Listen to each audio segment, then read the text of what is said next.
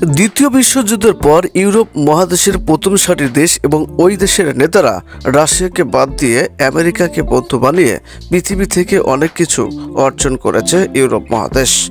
তারা তাদের অর্থনীতি এবং নিরাপত্তার কথা চিন্তা করে ন্যাটো ও ইউরোপ ইউনিয়ন পর্যন্ত সামরিক অর্থনৈতিক সংস্থা পর্যন্ত তৈরি করেছে।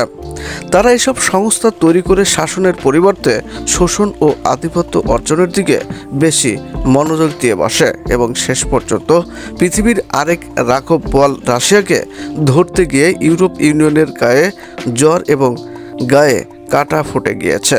পায়ের কাটা এখন গলায় এসে বিঁধেছে। এখন উপায় কি?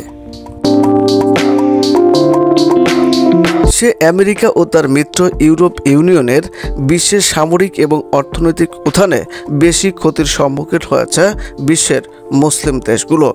ওইসব নির্যাতিত দেশগুলো এখন রাশিয়ার পক্ষ নিয়ে কাজ করছে, যার কারণে রাশিয়ার আগ্রাসন থেকে ইউক্রেনকে রক্ষা করা যাচ্ছে না।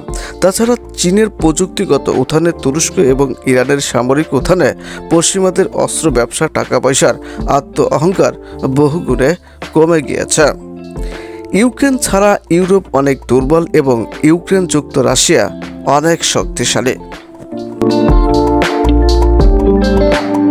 শেষমেশ ইউক্রেন রাশিয়া যুদ্ধ ভয়াবহ আকার ধারণ করবে এবং এই যুদ্ধে পুরো ইউরোপ রাশিয়ার বিরুদ্ধে ঝাঁপিয়ে পড়বে এবং রাশিয়া এই যুদ্ধে জয়লাভ করবে।